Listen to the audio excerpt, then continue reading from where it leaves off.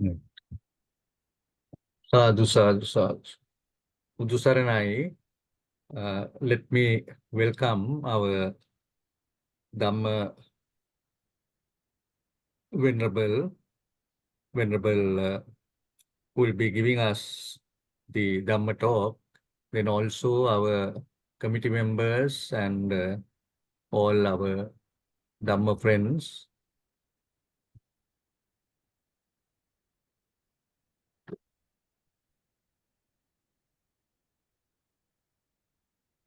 Today, the Dhamma talk is on Indriyabhavana Sutta, MN 152, a short discourse on the development of the faculties resulting in mental calm and happiness in this very life, and conducted by Venerable Sri Vajirarame Jnanasiha Theru. I would just like to speak a few words on the significance of Nikini Poya Day. And of course, this is the second month after us, and maybe those uh, monks who missed the earlier observance could do it this month. Then the other most significant event is the first Dhamma Sanggayana, or the convocation, which was held in Sattapanni cave in Rajagahanuwara 3 months after the parinirvana of the Buddha. This was presided over by Mahakassapa Thero. This event also marked the attainment of Arahatship by Buddha's chief disciple, Ananda Thero. The Dhamma Sanggayana commenced with 499 monks, with Ananda Thero, who became an Arahat on the eve of the event, taking the congregation to 500. For Sri Lanka, the Nikini Poya is of special significance with the annual Kandi Asala Perahara, which will be on today, the religious pageant of the sacred temple of the tooth, which is being conducted today. I would also like to briefly give a short introduction uh, to Venerable Sri Vajirarame Jnanasiha Thero, especially the during his lay life. He was known as Desabandhu Olcott Gunasekar. Now, he entered the University of Peradeniya and completed the university degree in Eastern History and obtained a first-class honors degree. Also received the Ashok Award given by the Government of India for the study of Indian history. Thereafter, he sat for the most competitive exam, that is the Ceylon Civil Service exam, and was selected to the prestigious Ceylon Civil Service in 1958. So he's been, I think, in almost all parts of the country as a public servant, as a civil servant, which is a little different from what we call today the public servant. And you can see the high standards that were maintained at that time. He also served as a regional consultant to the Cooperative Credit and Marketing Institute of the Food and Agriculture Organization, the FAO of the United Nations. In 2007, on the occasion of the completion of 200 years of the Sri Dharma Rakshita sector of the Amarapura Nikaya, he was awarded the honorary title Sasana Ranjana Dhamma Vijitara in due recognition of the services rendered to the Sasana as well as society. He was a devout Dayaka of the most venerable Agamaha Pandita Madiye Panyasiya Mahanayaka Thero, working closely with him for the welfare of society and Sasana, and also undertook a world tour with the late prelate in 1964. So, and also he has served in many posts, President of the Dharma Vijay Foundation, Deputy President of the Sri Lanka Temperance Association, Deputy President of the Royal Asiatic Society, member of the Buddha Sasana Executive Committee, Presidential Commission on Buddha Sasana, Presidential Commission on Tobacco and Alcohol. And of course, in 2005 was honored with the title Deshabandhu. So I think also the Venerable Thero has the ability to deliver Dhamma sermons in both Sinhala and English, and also has written many books. I think one is the Buddhism in Practice. The fourth version came out, and I think very useful to all our Dhamma friends. He's currently the Venerable Thero is currently the honorary patron of the Dharma Vijay Foundation and a patron of the servants of the Buddha. So with those introductory remarks, I will invite Venerable Thero to deliver Pansil and to commence the Dhamma talk. And all our participants can please note that we are also having a Q&A session. So you can send your questions on Q&A so that the Venerable Thero will be able to answer them. Sadhu, sadhu, sadhu. Namaskar. Namo dassa bhagavato arahato samma sambuddhassa. Namo dassa bhagavato arahato samma sambuddhassa. Namo dassa bhagavato arahato samma sambuddhassa. Buddhang saranang gacchami. Buddhang saranang gacchami. Dhammang saranang gacchami. Dhammang saranang gacchami. Sanghang saranang gacchami. Sanghang saranang gacchami. Dutiyampi buddhang saranang gacchami. Yampi buddhang saranang gacchami. Dutiyampi dhammang saranang gacchami. Yampi dhammang saranang gacchami. Dutiyampi sanghang saranang gacchami. Yampi sanghang saranang gacchami. Tatiyampi buddhang saranang gacchami. Tatyampi buddhang saranang gacchami. Tatiyampi dhammang saranang gacchami. Tatyampi sanghang saranang gacchami. Tatiyampi sanghang saranang gacchami. Tatyampi sanghang saranang gacchami. Saranaгаmanang sampunnang. Ambante Panatipata veramani sikkhapadang samadhiyami. panatipata veramani sikkhapadam samadhiyami. Adinadana veramani sikkhapadang samadhiyami. Adinadana veramani sikkhapadam samadhiyami. Kamesu miccāchāra veramani sikkhapadang samadhiyami.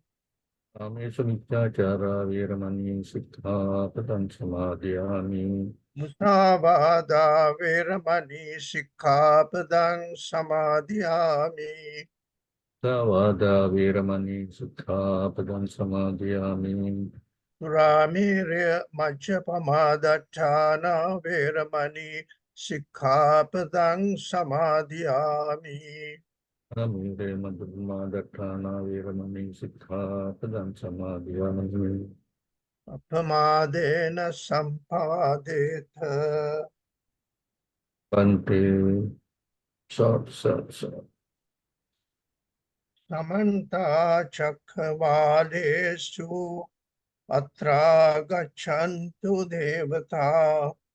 Saddhammang munirajas sunantu sagga mukhadang. Dhamma savana kalu ayang badanta. Dhamma savana kalu ayang badanta. Dhamma savana kalu ayang badanta.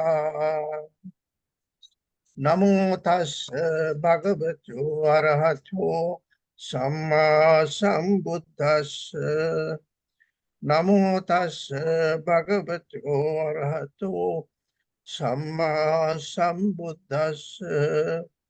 Namo tassa bhagavato arahato Samma Sambuddhassa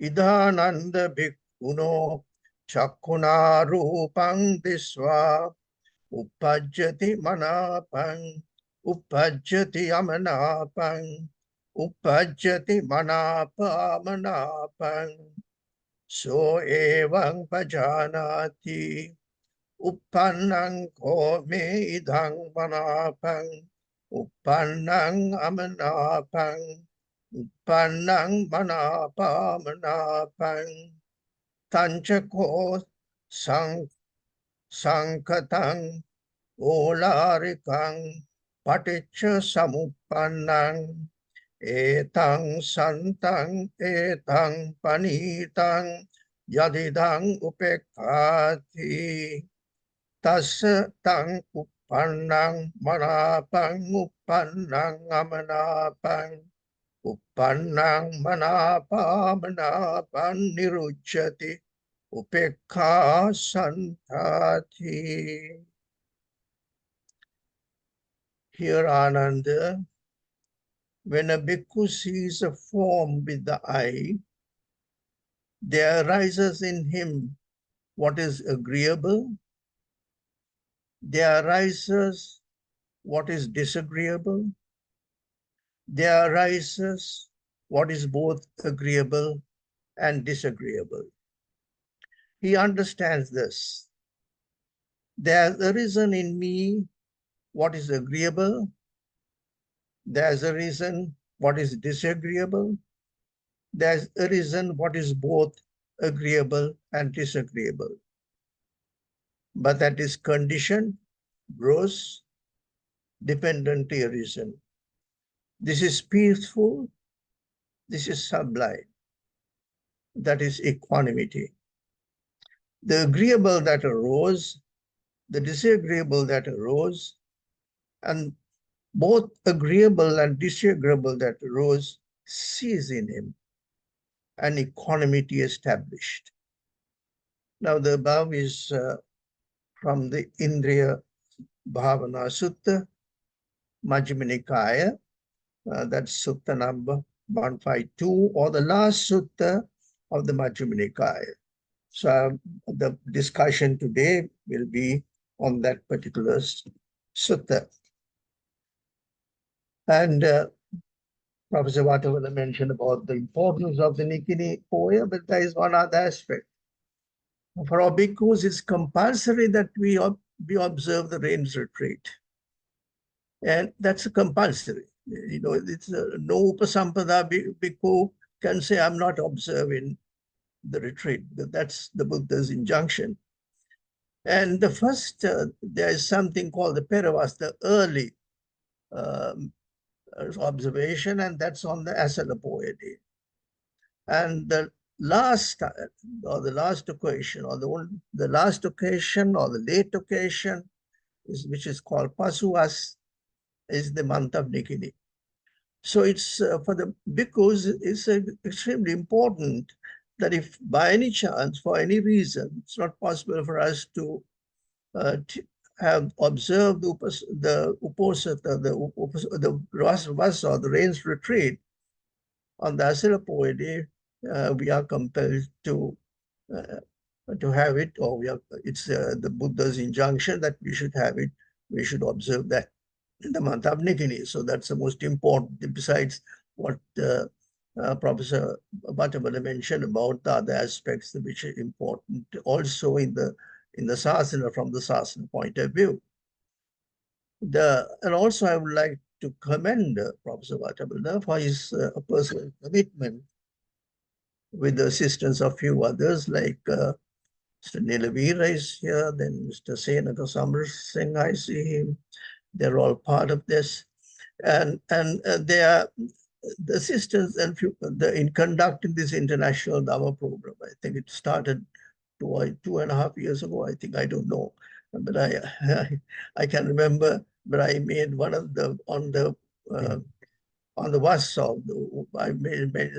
my first talk was on Uposatha. I mentioned that, a retreat.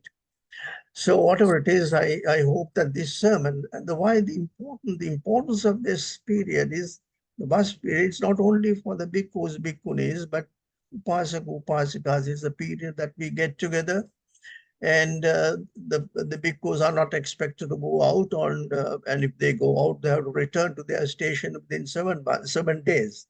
That's extremely important. And there's a very close link between the bhikkhus, bhikkhunis, and the laity, the upasika, upasikas. And the whole purpose of that is that the Buddha expected all of us to be very earnest in following the Dhamma, in practicing the Dhamma. And I hope that this sermon of mine would be of use in towards that. And also there is a customary thing for the Buddha always admonishes before a sermon to his disciples to listen carefully to what is said and to benefit from the discourse. He's always, on the commencement of a sermon, he says that even here in this particular sutta, when he was requested by Venerable Ananda to explain what the Indriyabhavana, the faculty, the development of the faculties, he said, Tenahanda Sunai, listen to this, Sadhukam Manasikaru, and think of this and reflect on this. Basish Samit, and then only the Buddha started his discourse. So in the same way, I think it's another aspect in sermons, we provide the sermons. I would say the 2-3 aspects, sunata. It's listening, it's not hearing, just hearsay, but listen to it with careful, trying to understand what is being mentioned. And then Dharet, you have to bear that in mind. And then finally, Charata Dhammi, and make an effort, earnest effort to live accordingly and practice the Dhamma. It's important because whatever we may know the whole Dhamma, the whole Tipitaka by heart, but the thing is, the most important is the practice of Dhamma and get the benefit of this particular birth as a human being. Because it's only as a human being that it's possible for us to attain the supreme bliss. Even as a deva, that's the opportunities are only, not so much as a human being. In all suttas, and as was mentioned by Professor Antagola, that's the first council was started, first council, and Venerable Ananda became an arahant, and that's why first this was the Vinaya, the Upalitera, about the Vinaya, and then about the suttas, the discourses were codified or mentioned or proclaimed by Ananda. And he says, "Thus have I heard." And it's interesting that there's the genesis of a sutta, the background, the environment, or the background of a particular sutta is many other suttas, the Digha Nikaya and Majjhima Nikaya, it starts that way. So in this particular sutta, the sutra or the discourse, the Buddha explained this, or at a place called Kalanga. I don't know, it is Kalangala. Kalangala or Kalangala. Kajangala, yes.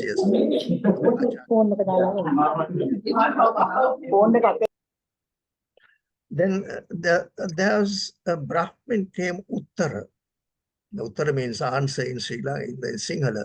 Uttara. He's a Brahmin student of a teacher called Parasarya. He came to see the Buddha. So the Buddha was there in Kajangala, and this particular Brahmin student called Uttara came to see the Buddha. It's quite likely, that's what I feel, that unlike these days, the bhikkhus have to go on Pindapata. Even during the Vas period, they go on Pindapata, and then he would have heard about Parasarya's, what his teachers. The famous 6 teachers are there during the time of the Buddha, but besides that, there are so many other teachers, Brahmin teachers, who taught, who had this number of students with them, maybe 300, 400, and they roam about, they go about, and they are always, they take a flag, and then if inviting some other persons to discuss or to challenge him, they place the flag, and then he's ready. But in this case, he came to the Buddha, and then the Buddha asked a very interesting question. He asked, what is it that when the Parasarya, your teacher, what is his uh, mentions about the development of the faculty? What's his teaching regarding the development of the faculties? Then Uttara said, yes, he had this teaching. He teaches about these development faculties. And then the Buddha asked the Uttara to explain what Parasarya mentions about the development of the faculties. Then Uttara said, my teacher's admonition is not to see forms with the eye, and not to hear sounds with the ear, not to see forms with the eye, and not to hear sounds with the ear. The Buddha then politely asked Uttara whether a blind man and a deaf man has developed faculties. Because a blind man cannot see anything. And similarly, a deaf person cannot hear anything. So when this was asked, when this was mentioned, the question was asked, the Uttara was dumbfounded. He couldn't explain. He couldn't say what it was, because then there are the blind people would have reached the goal according to that. And then taking this opportunity, the Venerable Ananda asked the Buddha, requested the Buddha to teach what the supreme development of the faculties was according to the teaching of the Buddha. So that's interesting, because here sometimes when I see this, the Buddha may have known this, but he want to get it confirmed. Or he asked Uttara, what does your teacher say? Sometimes, in our discussions, we assume that the other person has this point of view, has this, he has mentioned that. But rather than that, he get it from the mouth of his pupil. And then the discussion follows. So rather than assuming the teacher, and that's a very interesting thing even in our day-to-day life. Sometimes we make statements assuming that the other person has this point of view. But rather than that, get that person to confirm, do you have this, or was this your view? And then based on that, you can follow the discussion. You can have the discussion that we want to have, rather than the other way. Then so before we go further, let us understand the terms. Now, the first term is Indriyabhavana Sutta. So Indriya is one word, and Bhavana is also another word. And we should know what Indriya, in this sutta, in this discourse, what Indriya means. Now, Indriya, I looked up the Jnanatiloka's, there's his dictionary, or the Buddhist dictionary. He says Indriya, the faculties, is a name for, that I'm quoting now from Venerable Jnanatiloka's, is a name for 22 phenomena, partly physical and partly mental, that are often treated in the suttas as well as in the Abhidhamma.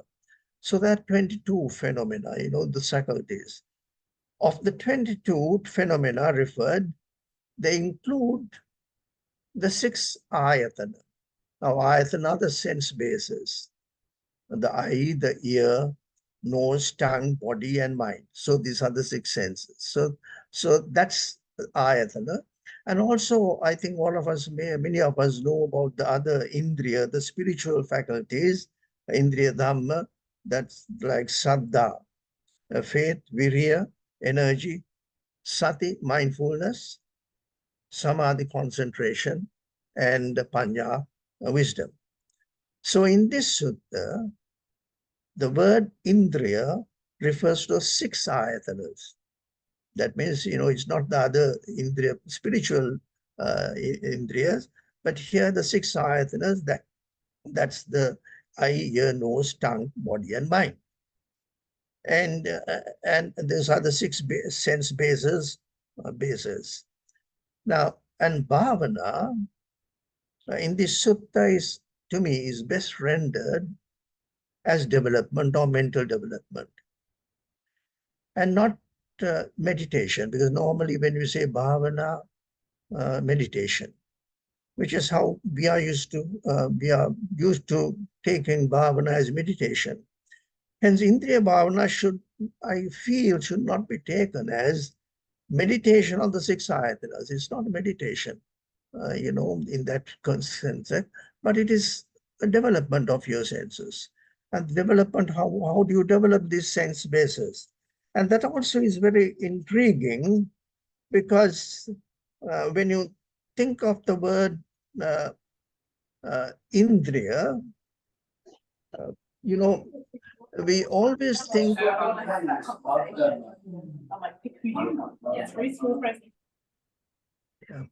So when you think of the Indriya, the usual things that comes to our mind is Indriya Samvara,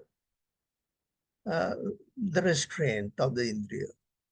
Now there is this Dhammapada, we all know that particular verse, Kayena Samvaro Sadhu, Sadhu Vachaya Samvaro, Manasaya Samvaro Sadhu, Sadhu Sabbatta Samvaro, Sabbatta Samvuto Bhikkhu, Sabba Dukkha Pamuchati. So that means the restraint, when you restrain, and that's what the normally we listen hear to about other sense bases, the restraint. And also there is another term that comes to my mind, Indriya Guttadwara, guard in the sense doors. So we with the sense doors, normally we, or usually as Buddhists, we think it's the restraint is important, and we have to guard the senses. Now here, in this particular sutta, the Buddha calls the Indriyabhavana, development of the Indriyas. So this is really this is what intrigued me. Why Indriyabhavana? How can you develop your faculties? What does the Buddha mention? And why did he say that? The reason for, and that's really the reason for my study in this particular sutta. Because Indriya Bhavana rather than Indriya Samvara, which is, we are used to that particular term, Indriya Samvara, and Indriya Guttadwara, like that. So let's now analyze the Indriya Bhavana, study the Indriya Bhavana Sutta in detail. There is a particular format I just to introduce in this sutta. The Buddha, in his explanation, the six sense doors, takes it under three scenarios. That means three stages in the development of a person in understanding the Dhamma, or in realizing Nibbana.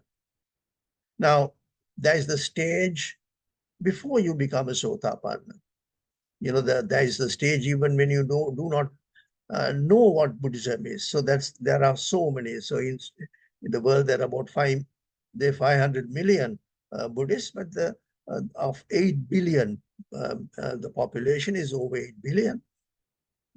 And then only a few, when you think of it, only 500 million has heard about the Buddha. I'm not saying that, and knows about the Buddha. Take the Buddha as their teacher. It was only a few. And even of them, and then so then of them, there are some who are earnest in developing the faculty, or what you call the going on this path, and not all are earnest. You know that not all Buddhists are earnest Buddhists, diligent, and are wanting to understand the truth. And then, so there is that particular section, a person who is not yet directly on the path to full deliverance. Now, that's one important section. That means there are the bhikkhu, the Buddhists, and of the Buddhists also, there are very, like the people who are now listening to this particular sermon, and then the others, the various organizations, they are very keen to know about the Dhamma. They are very keen to understand the Dhamma. And then, so that's one category. And then there are the people who have become Sotapanna. Now that's the second category, the second scenario, where in this particular sutta, how is it? There are a seeker, they are called seekers. Now it's not a Sotapanna, a person who is once returner, non-returner. Up to that, they're all seekers till a person becomes arahant. An arahant is a seeker. There is no more training, no more of developing that you have fully developed, and that's a person who's a nibbana, is a seeker. So all those in the seeker, the seeker. So that particular section also, the Buddha taken as the second scenario, that's the people who are seekers. And there too, I would say that, say the Sotapanna and Sakadagami, those two, we all know about the Sangyojana, the 10 fetters that binds us to samsara. And the first 5 fetters are called Olamba Bhagya, that's the lower fetters. And those, so those, that category is there, Sakadagami.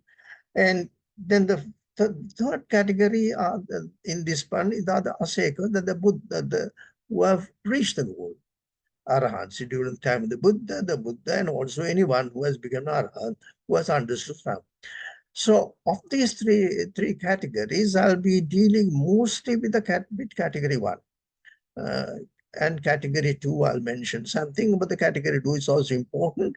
But I think category 3, that's the people who have understood Arahant. It's, in a way, it's academic for us to know how they respond to situations, rather than reacting to situation, how they respond. And I think after reading the sutta, I will leave it to the listeners to read the sutta, that section also. And after reading, just think of the life of the Buddha, the life of the disciples, because they also all, in a sense, whether you are in the first stage or the second stage, or even an arhat, the external world is open through the eye, through the six sense doors. The thing is, it's the world to us, opens up with the six sense doors. So the eye, the ear, the nose, the tongue, the body, and the mind. And each one of us, that's why each one of us have their own world. The external world is the same, but my world is different from, say, Professor Kamatavada's world. His experiences are different. My experiences are different. How I had seen this. So every person has a different world of his own.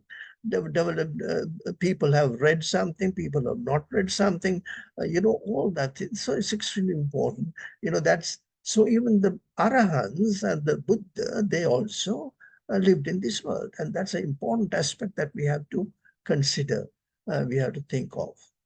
And then the format is that. So there are these 3 sections. The one who are keen to attain, to understand the Dhamma and realize the Dhamma, And to be attain Nibbana, it's not wishful thinking. It's just because normally what happens is when a person dies, we wish him that, may he attain Nibbana. But the thing is, every day we should, during our lifetime, we should be wishing each other, may you attain Nibbana, because that's an effort that is required now. Because after death, you don't know where you live. So it's important that the effort has to be in this life itself. And also we should remember that, Nibbana, realizing Nibbana, according to Theravada tradition, is that there is no life after reaching Nibbana. There is it's over. So the thing is, the enjoyment or the happiness, the sukhita, in Nibbana, the bliss of Nibbana, you have to enjoy in this life itself, because after death there is nothing. In the sense, you're not going to get born, but the Mahayana Buddhists would have later on, think of various worlds where you could be, but the thing is gone to Buddhist thinking. There is no life, there is no the reasons for perpetuating in samsara is not there. So thing is, try, that's what's important. So let's now get back to the thematic passage. I will read it. Idananda, here Ananda. I will give with the English so that you will understand. Idananda, here Ananda. Bhikkhuno chakkuno rupan disva. When a bhikkhu sees a form with the eye.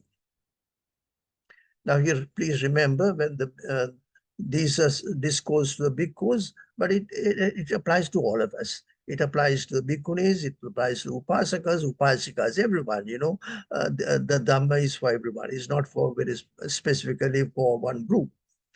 And anyone keen, and upajiti manapa. When we see something with eye, when a bhikkhu, or when a person sees a form with the eye, you just open the eye, there arises in him what is agreeable. That is upajjati manapa. Upajjati amanapa. And sometimes it's disagreeable. There arises what is disagreeable. And also upajjati manapa manapa. That means there arises what is both agreeable and disagreeable. So it's sort of a neutral thing, but disagreeable and agreeable. It's all right. So that's what it is. The three aspects. So evam pajanate. Normally we just go, we see these things and we go along in life. But here the Buddha says, a person sits down or now think of this. So evam, he understands this. You have to reflect on it. He understands this. This is the training part, because normally we don't do that, but here the training comes in here.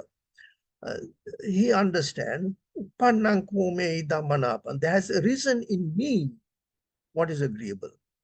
There's a reason in me. So that's a training. You don't normally do this type of analysis, but you know what is agreeable.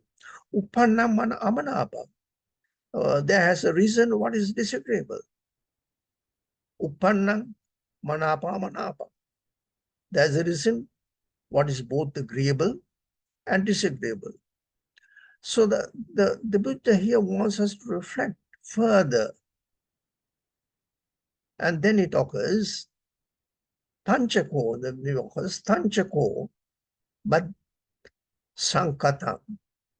Tanchako sankatam. When you go further, reflect further, thinking further about the thought that is agreeable, whether it's agreeable, disagreeable, or whether it's agreeable or disagreeable, it is sankata. It is conditioned. It's gross, it's crude, olarika, and paticcasamuppanna, and it's dependently arisen. So these are the conditions. When you think of it, the thought processes that have started with you, in you, after you see something, then you realize that is sankatang. All that is where you can think of the papancha, the papancha, the mental proliferations that come after that. And then, and against that, tanchako, but that is conditioned, gross, olarikang, dependently risen. This is peaceful. Etan santang. This is sublime. Etam panitang. That is equanimity, or yaditang upekha. So if you have upekha, that means it is santa, it is calm, it's peaceful. And that's what we would like to have. We would like to have peace and calm in our mind, rather than getting disturbed and getting this type of the mental proliferations. And then when you think further, tas tang upannang manapan, the agreeable that arose, upannang amana, when you think, that is sankata, it is olar, that is all paticca samuppanna. When you start thinking on that line, what happens? Your uppannang, the manapan, the agreeable that arose, uppannang amanapan, the disagreeable that arose, uppannang manapamanapang, the both agreeable, disagreeable that arose, niruchyati. It ceases. You see the real thing, niruchyati. And when it ceases, what happens? Upekha santa. Equanimity is established in your mind. Upekha. So that's the thematic passage now taken up, and that's the explanation in English. And then what the Indriyabhavana of a bhikkhu, now let's take out in the first scenario. That's the Indriyabhavana of a bhikkhu, a person who is not a sotapanna. Now, any worldling, any person, a worldling, sees a form, three things could happen according to this, according to the Buddha. That's true, because you can think for yourself. You can reflect yourself and see whether it is true or not. Ehipassiko, you can see it yourself. The thought that arises in you is maybe agreeable, then an unagreeable thought, and also a thought that is both agreeable and unagreeable. So that's, I like so, because, I think all agree that this is how it is. In life, we go along without reflecting. That's what we do in life, we don't. But if keen on developing the mind, as the first step, now I'm taking now the training part of it, as the first step, learn to reflect after looking back and observe, notice the type of thought that had arisen. Because now you can, after an incident or something like that, you reflect, you thought. But first thing is that either you have heard something or you have seen something. It's only after that all these things have happened. You're not blind. You have just you're living in this world and you come across this. So, and then try to see whether what is the type of thought that will come to my mind. Whether it is agreeable thought, whether it's a non-agreeable or unagreeable thought, or both agreeable and unagreeable. Now, in life, all these three types occur in our day-to-day life. All these types. These are not something, fanciful. It is something that in our day-to-day life, every day, we come across this, agreeable or disagreeable or something. And then now we are thinking not of generally of a given moment, a particular given moment. Analyze that. When the eye gets in contact with an external form, animate or inanimate, it could be animate or inanimate, something. And then the next step, the first step is try to take the moment, try to analyze that. The next step is trying to understand the true nature of that thought.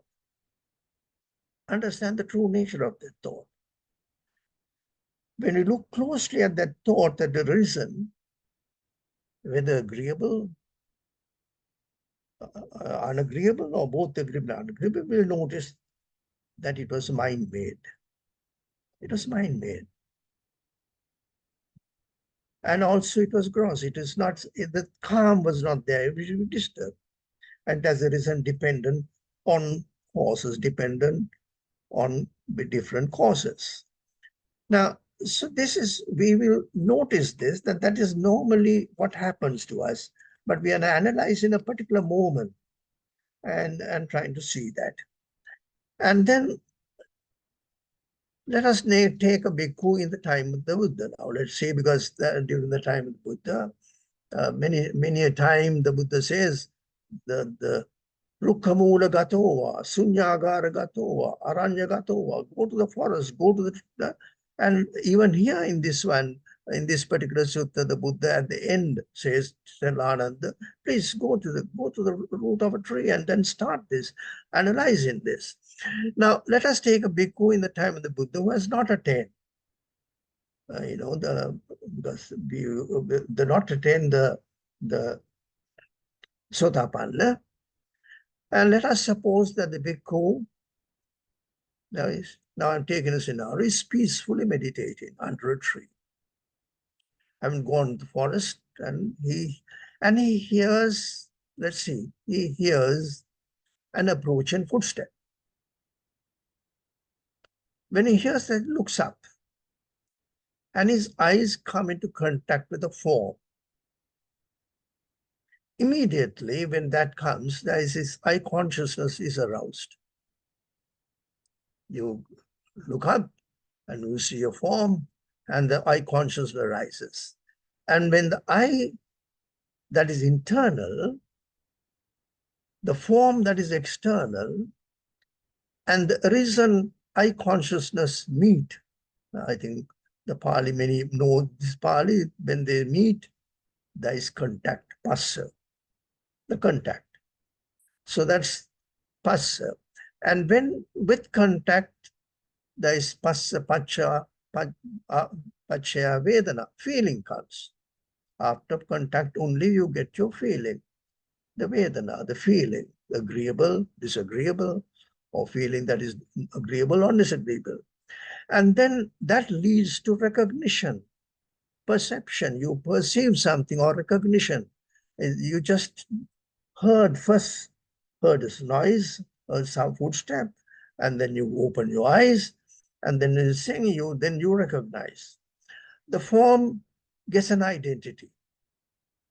And the mind, on recognition, starts to think, followed by proliferation of thoughts.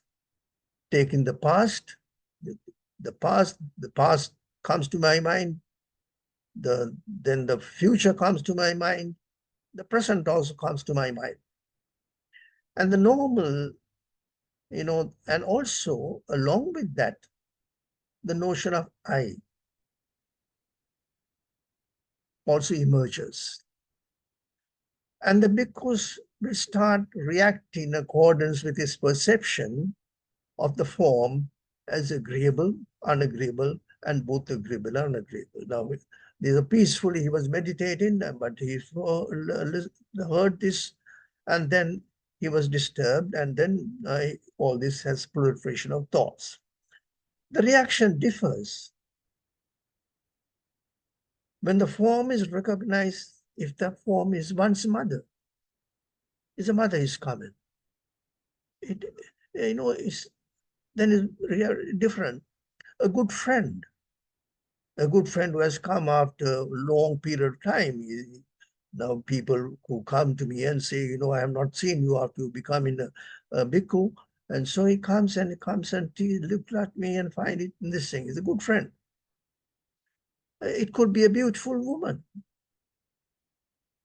a relation having a perpetual grudge against you, perpetual, there's relations, and especially the grudges mostly are between people who are related and known to you, and because they are the whole external world, but the grudges and both are with those with whom you know. So there is a relation, we have the perpetual grudge. A person who has lost his way. The person has come and see, Venerable Sir, where am I? Where am I? I want to believe. So the thing is, the person, it's only now, whatever it be, the bhikkhu's mind is disturbed, whatever that, and has lost the calm and peace of mind he had a few moments earlier. And this is something that we have realized. It all happened with your opening your eyes. And that's what Buddha says. Because you open, you saw something. You can't just close your eyes. You see somebody approaching. You open your eyes and you see what it is, and then all this proliferation, your past, the present, the future, all those things come into your mind. It's a flash, and then uh, you are disturbed. Your calm is gone. Now, forget that, bhikkhu. Now, bring to your mind, as listeners, any occasion or happening that you had experienced in the recent past. Bring it back, starting with your eyes seeing an object outside. Maybe just a few hours ago, before coming. Your eye has come in contact, and now my eyes come in contact with various pictures, with persons. I see Professor Lakshman Kutna, Lakshman, I see Kamal Nilavir, I see Deepal Surarachi's face. So like that, thing is, I open my eyes, I see with my relationships, everything comes to me. And then with your eyes see an object outside and reflect and how your mind was disturbed or agitated.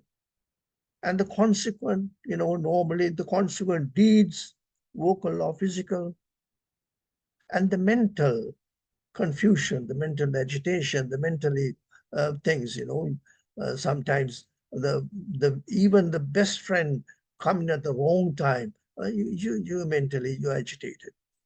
The mental instability or whatever degree that you had experienced, good, bad, or both good and bad. Now say, let's take this another. You've gone to a restaurant and you see a fly on your soup. You see a fly on your soup. And also, next comes a delicious, mouth-watering dish that you relish. Now, these are things that, you're sitting down, the soup was brought, and you see a fly. My thoughts come, there was an instance where the bhikkhus, although I don't know whether it's a Buddha or anyone, but he was going on meditation and a leper's finger fell onto on the bowl, the begging bowl of the thing is, so how did he react? How did he respond to that? He's an arahant. And how did he see that? How would you, when you see a fly in your soup, what would happen? And then whatever it is, simple. What I'm saying is, whether it's an agreeable thing, whether it's a disagreeable thing, the thoughts that arise when you with the sight, when you see with the eye, and that's all the Buddha wants us to know. And for this, no deep reflection is required for this. Take your mind backwards, right up to the source of any mental agitation. Sometimes mental agitation of where you have been worried for days or 2 days or months, you have been worried. But get back to the source, get back. And then you will see right up, and when you see that, when you get back, you will understand that all this is mind-made. All this is gross, is olarika, and also is paticca. That's what you have to see. Then you realize for yourself that all the mental proliferation after the eye came into contact with an outside object of form and the rising of the eye consciousness. But this way, you will realize that the mental process is nothing but conditioned by your early experiences. They are conditioned by your early experiences. And we'll also realize that when the mental proliferation ceases, and that's what Buddha says in the thematic sense, when it ceases, equanimity or peace of mind had get established again. So the point is that when you go back to your own thought process, you try to understand how your mind has been working, and you will say that it was mind-made, that it was gross, Udarika, it's not the fine mental condition that you had, and also there is Paticcasamuppanna. And then also the Buddha then explains that the mental process is the same with any of the 6 sense doors. It's not only eye, we took only the eye. Any of the 6 sense doors coming into contact with their respective sense objects. When we took the form of his eye come into contact with the form, then a sound with the ear, smell, with odor, with the nose, smell and odor with the nose, taste of flavor with the tongue. Oh, it's very delicious, very good ice cream that I had. Oh, beautiful. And then, touches tangible with the body. Oh, I'm feeling very difficult now.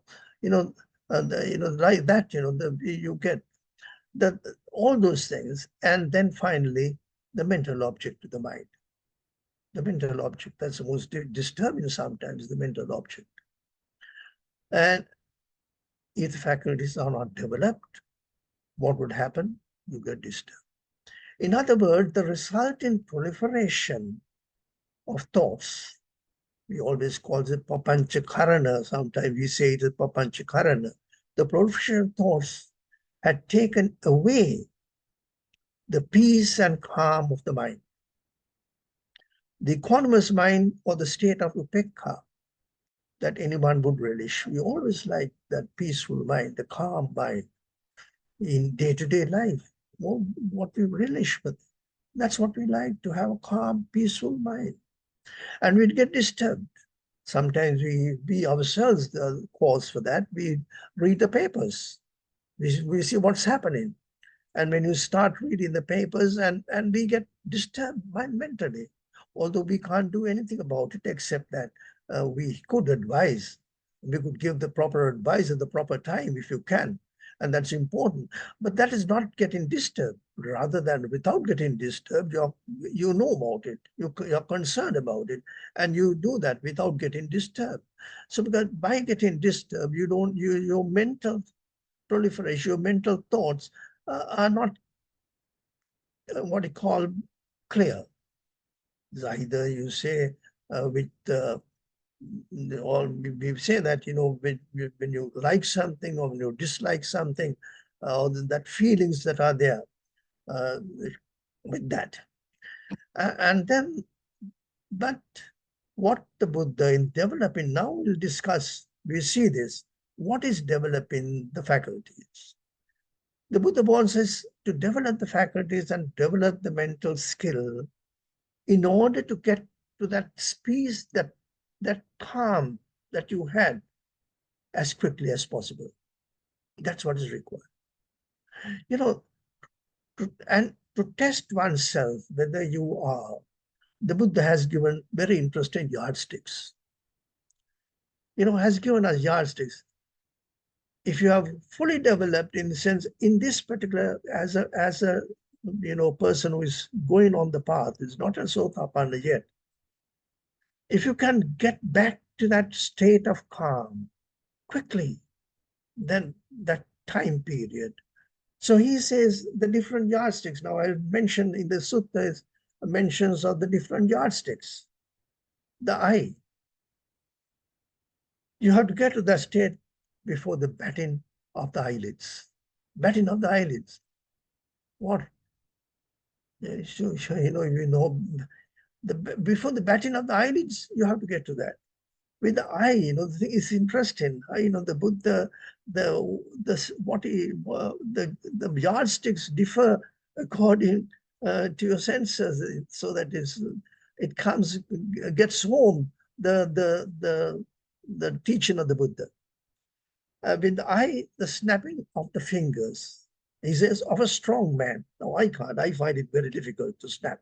But the thing is, first time with that, with the snapping of the fingers, along with that, you should be able to get back to your state of calm. That's a training. The nose, very interesting. The raindrops in a sloping lotus leaf. The lotus leaf, there's raindrops falling onto the lotus leaf, and immediately it goes. It doesn't stick in, get stuck there. It allows, it just goes down. So it's just like with the nose. In a sense, if you are disturbed with the nose, good odor or bad odor. Sometimes, when you go in certain places, it's very bad, smelly. But the thing is this, it's there on the outside. But yourself, the thing is, you not get disturbed with that, and you're trying to keep your calm. And see whether if it's possible to change that situation, do that. And that's a part of our as a Buddhist life. The tongue spitting out of a ball of spittle, or the glot of spit in your mouth, go throw it away. Very quick. You don't do it in the morning. The morning spit that you have, you don't drink it, you can take it, it's very, but you want to spit it out. So that's or something the very, very bitter, you want to spit it out. So like that. The body flexion of the arm of a strong man, flexing. So like that, you get out. And the mind is also interesting. There's a cauldron or an iron plate that have been heated for one full day, and 2 or 3 drops of water fall into that, swoosh, it goes off. The mind. So those are, if you want to test yourself, these are the tests that the Buddha has given, the yardsticks. But this cannot happen immediately, without training, and that's where the training comes. That's where, the sure way, if you want to do that, the satipatthana, the sure way to attain that. So when you develop that, you see the putridity of things, putrid or something, immediately you realize that, and as you develop your mind with that type of meditation that Buddha has taught us, then you get into that particular skill. It's a kusala, that you have the skill that you have developed. That's what the Buddha wants us. So these are instructions to a bhikkhu or a person in the first category. Anyone who is endeavoring to enter the path by becoming a Sotapanna. It's so that so I think I explained that. And now I'm just before concluding, I'll come to the second category. Also, is very important of a bhikkhu who is a Sotapanna. That's what the Indriyabhavana Sutta. Now, for that particular person, the thing, he's now a Sotapanna. Now, I said he is a Sotapanna, but he has becoming a Sotapanna is only 3 of the Sangyojanas or fetters are gone. Sakkaya Ditthi, Vicikiccha, and Silabhata Paramasa. They are eliminated. But still you have the Kama Raga, the sensual pleasures, you love sensual pleasures, and also Vyapadi.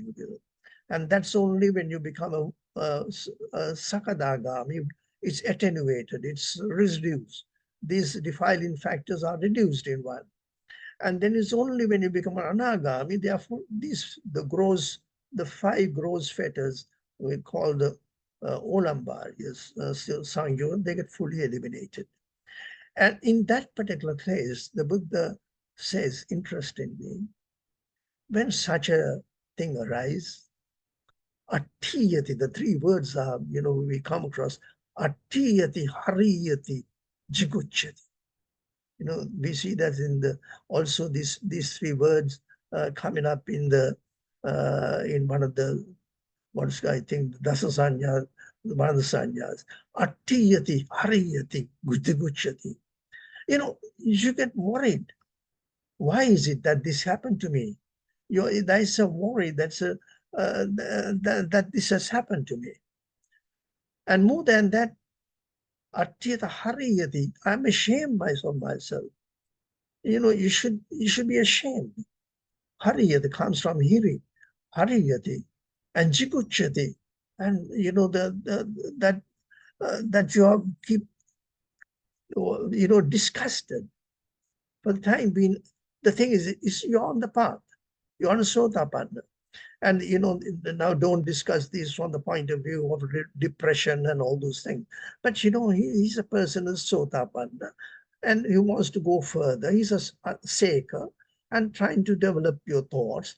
But again, as all the sense doors are not fully what you call the sanyojanas are not fully eliminated.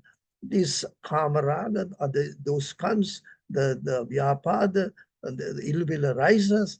But then you tell yourself, why did this happen to me? Because I'm a sotapanna. He knows your sotapannas know that whether he is sotapanna or not. And that's a Buddha has given in one of the suttas, because it's a mirror, the adicca, to mirror yourself. And then that's something that for him, for a person who is sotapanna, it's that. He says, this thought has come to me. Why should that it should not happen to me? I'm ashamed that this thought has come to me. I'm disgusted. But then disgusted doesn't mean that you are there. You have to go further. And you have to go after that. You try to yourself, develop yourself. It's a in your development process, it's important.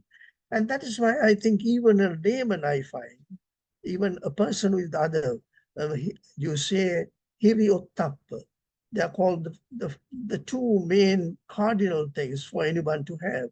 The thing, if you are not ashamed to do anything, if you don't fear anything to do anything, you can do anything under the world. You think, you see the politics of this country, you see the politics of other countries and everything. Anything, if you the first thing one should do, the most difficult thing, even in the erring, I think many would have realized the day that they have sipped their, say, cognac or some for the first time, arak or anything what it is. And that's the impression. If you can go on that path, or on the other hand, you can control yourself and say, I should not have done that, and then get onto the path. So that's what it is. And this is, I think, I feel that even the three aspects of atiyati, hariyati, and jiguchyati are something even in our life, it's extremely important for us in our development. So I think with those words, I like to conclude my sense. So not only in the case of a seeker, and I said it's these thought processes, we should get ashamed of ourselves sometimes, is for your one's improvement. Once repulsive of some of your actions, then only you will not do that again. And you should try as develop it in such a way that you can get to that situation of calm and peace that you have had. Always, we enjoy our peace and calm as quickly as possible. And the yardsticks have been given by the Buddha for us to test ourselves as to what it is. If we can quicker, that means we are more beyond the path. So these, I said again, period of vas. The period of vas is a period Buddha wants us to exert with extra energy to reach our goal of Nibbana. And I hope this discourse will be helpful to everyone, towards you and me, everyone, towards that. May all beings be well and happy. So. Thank you very much, Venerable Tero. I think went into detail of the Indriyabhavana Sutta, which I'm sure a lot of those who are listening here are the lay people. So that was something that will really help them. But I think what before I open up to the others, one of the things that a lot of some of our Dhamma friends have been asking how they can get to this stage as lay people to the Sotapanna stage. Would that be something that Venerable Tero will be able to explain, especially which was given in this Indriyabhavana Sutta, whether it would be connected for the lay people to how they can get to that stage? Sotapanna. That's right, yes. No, it's diligently, I think it's we should know what we should be mindful of what we are doing. It's the most important thing to be mindful at every moment. We analyze ourselves, and and that's what the meditation, what we do in the retreats and everything, is to bring that skill that is required, and then when with that skill, you should be able to you should be always mindful of the actions. Now there is the Sabbasava Sutta, all many suttas are there as discourses, as different methods that you can, depends on your own trade. Sometimes if you have your trait is more towards attraction and that thing, then the Pilkul Bhavana, whatever it is, understanding the true nature of trying to understand the true nature of things. It's just not something that you can get from above. It's something that you have to internally develop, and in that development, you have to be. Dr. Buddha wants us to say, what always mentions is that every moment we have to be mindful, and that's important. Bhavana, not only in the retreats, but bhavana or mindfulness every moment. So that immediately that you do a wrong thing, it comes to your mind, and then you say, all right, I have done this wrong thing, I will correct myself. So it's a matter of kane. The Buddha mentioned little by little, the defining factors, you have to get rid of that. So certain people have certain defining factors. Certain people get angry. There's a particular Buddha says. Then other persons differently. Delusion. They're like that. You should. One thing is the most important is to understand oneself. It's important. I can't tell your mind, but you know your mind. Understand yourself, and after understanding yourself, try know what your failures are. Know what your strengths, you as a management, what your SWOT analysis, you have the strengths, your weaknesses, then you have the opportunities and you have the threats. So the thing is, with that, your life, you can develop your life. And the important thing is, you can't leave this for the next life. Try to do it in this life, because next life, you don't know where you are. But here you are born as a Buddhist. There may be others who are not born Buddhists, but they have become Buddhists. And then you have this wonderful teaching, understand the teaching, and the practice of Dhamma. Sunata, Dharit, Charata Dhammi. And that's the way.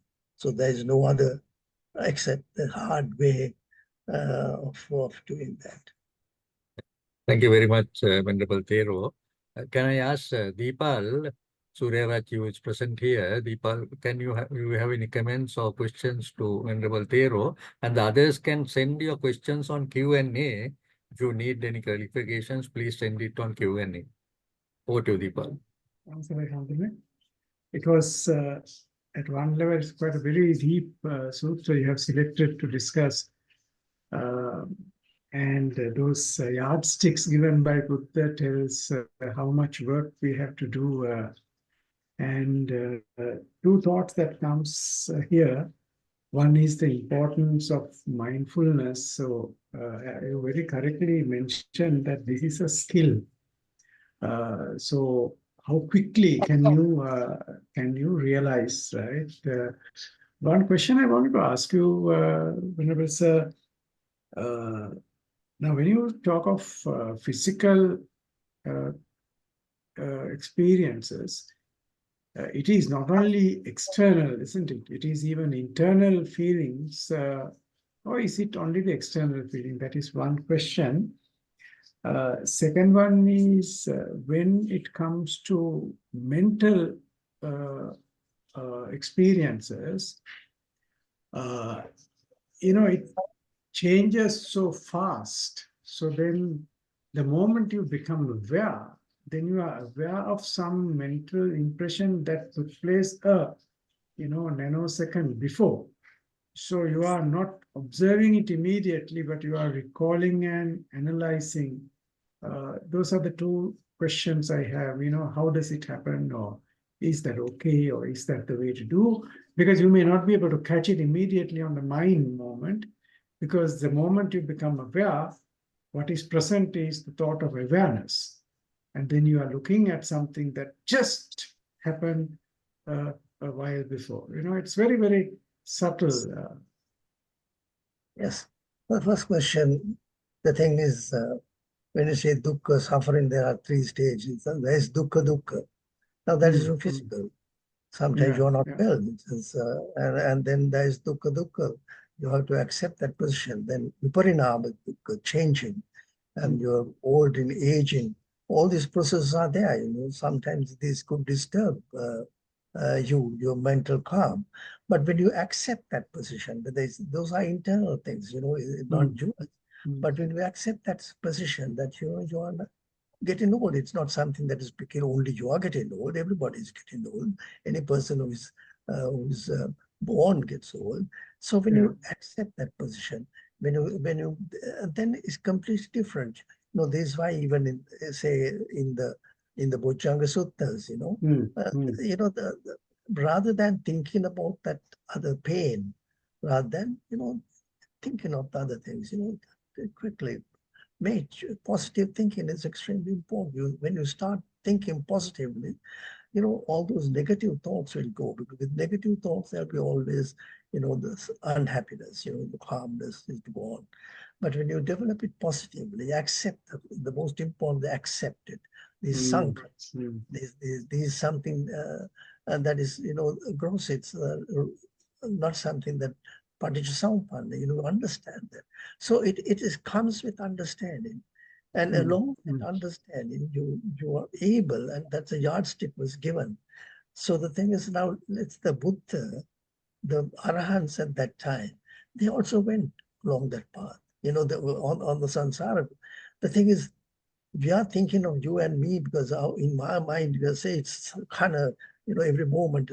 But think every moment a person, an enlightened person, every moment he's mindful. Every moment. So that's right. So there is nothing, separate from that. You're mindful. And when you're mindful, with that mindfulness, they always keep their calm. Just think of the mind of the enlightened one. Think of it. You can, then you realize what it is. But till you reach that state, the thing is, that's the training that is required. Get it as quickly as possible, so that if the next moment you understand that what you have done is wrong, then you again it's something. But some people may not know it at all. They don't look at it at all that way. So it's a personal training. I know. Right, thank you. There is a question. I will anonymous attendee. Thank you, Bhante. What is the training required to stop proliferation? Obviously, assuming mindfulness has kicked in and awareness present. Very valuable talk, sir. So you want me to, The thing is, the proliferation starts, you should not allow the mind to proliferate. That's important thing. Yeah. You accept that situation, and then do that. So normally what happens is we allow the mind to, proliferate.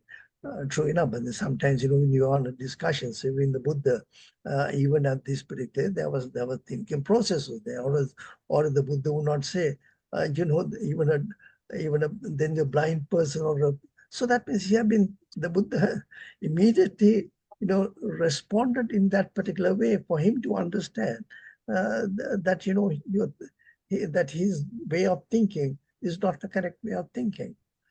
So it's just not being blind to everything. No, you have to be aware of everything. But with that awareness, you have to have, along with that awareness, knowing the characteristic, the true nature of things. The anicca, dukkha, and anatta, and every moment, once you realize it, it's difficult, we have not realized that. But once you realize that, then it's always a piti. The development nibbana, ekagata, even there, is piti, sukha, ekagata. It's not ekagata, doesn't come with dukkha. It's piti, the presence is vitakka, vichara, piti, sukha, ekagata. So it's piti and sukha, calm, relaxation, all those things. That's very. There is another question, Venerable Bhante. Is it true that anger still remains even after attaining Sotapanna? Why is that?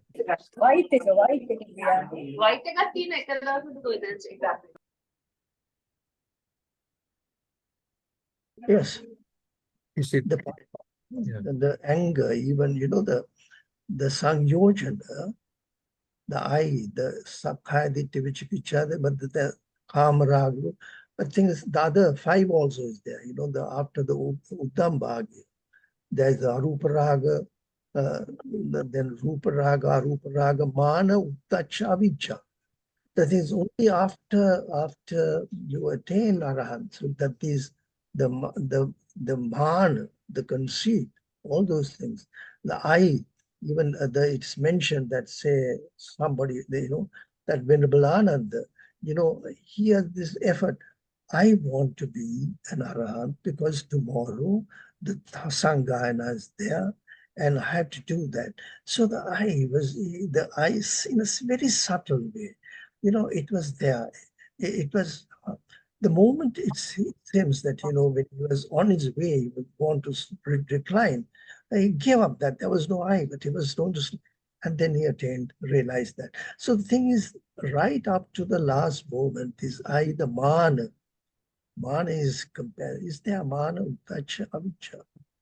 So the thing is, so you have to, some of these things we have to realize we learn it from the books, but the thing is the great thing is for us, each individual can experience that.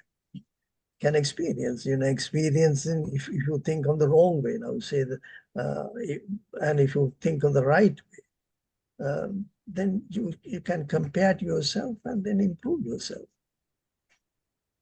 Thank you, Venerable Thero. Kamal, you have any questions or comments? You have to unmute. Yeah, you have to unmute.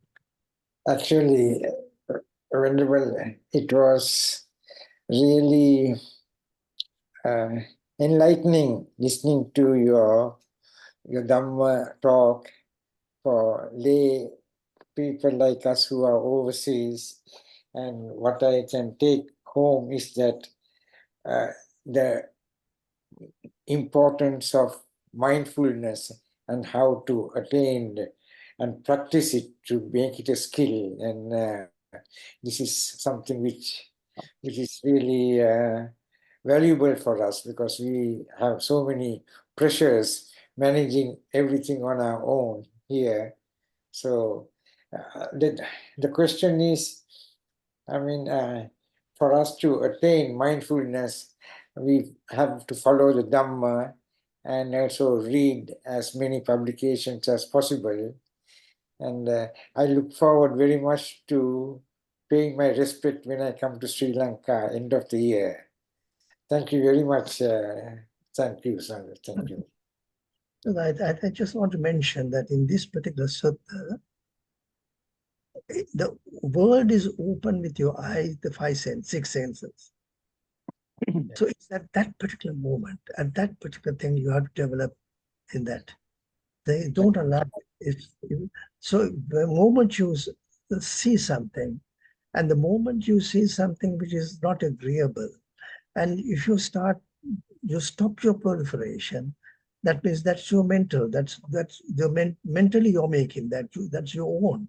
But rather than that, stop that and say, and accept that position. There you do that. That's the important thing in this sutta is that right at that particular moment of seeing, of hearing, of your smelling, at that thought itself, at that you should be. Sure. And then you can reach that. Thank you. Then always you'll be happy. Thank you, Bhante. Thank you, Venerable Thero. Nalindra, you have any question or? No, not at the moment. Right, Thank okay, you. right, thank you. So, Senaka, I know that you have a very close relationship with Venerable Thero, and also when you were in Sri Lanka with the Dharma Vijaya Foundation. So I would like you to pay respect to Venerable Thero and deliver the vote of thanks. I'd like to mention about Thera. Buddha explained different yardsticks on six senses based on how to plan day-to-day life. This is very relevant for each and every person, not only for Buddhist, for any other person, any other religion in this world. Thank you, Bhante. I have to mention that at the Mahanayaka Thera in 1970s, early 70s, he established Dharma Vijaya Foundation, and it was I was with him for nearly 2 decades, working with Dharma Vijaya Foundation. Now the funds are getting from Australia. At the same time, in Sri Lanka and Canada, we are arranging school scholarship program for children in Sri Lanka. Dharma Vijaya Foundation is spreading not only in villages in Sri Lanka, but also in other countries around the world. Thank you, Bhante, for doing that type of service for the nation, as well as through Dharma Vijaya Foundation with Adi Mahanayaka Thera. At the same time, as Lakshman mentioned, we are trying to do this service for the last for the last 3 years.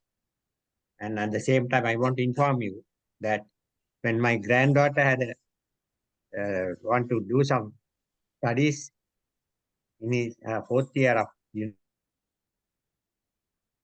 University of Manitoba, I asked Bhante to give some information, and my granddaughter got some help from Bhante, and he got 92 marks in his subject.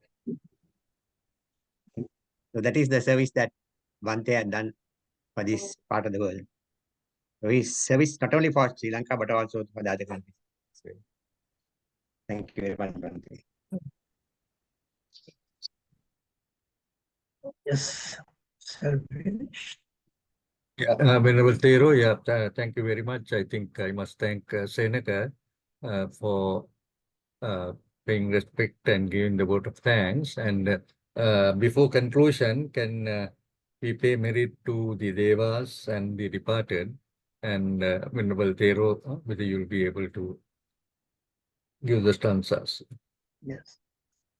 Akasatta Bummata Devanaga Maitika Punyantang Anumoditva Chiran Rakhantu Sasanang Chiran Rakhantu Desanang Chiran Rakhantu Tvang Sada Idang me jati nang hotu sukhita huntu jatayo Idang me jati nang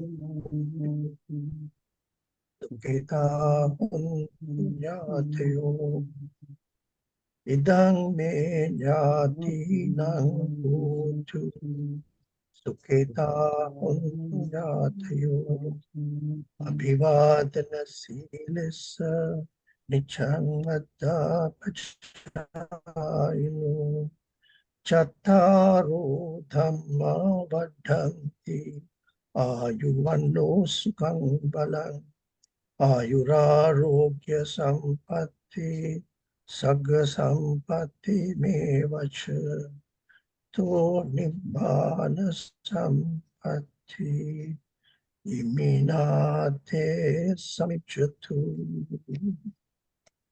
Tirvan Sadhu, sadhu, Venerable Thero. We are very thankful and pay merit to Venerable Thero for that very important Dhamma talk on Indriyabhavana Sutta. And I'm sure all our Dhamma friends have benefited from it. And once again, we pay much merit to Venerable Thero. Sadhu, sadhu, sadhu.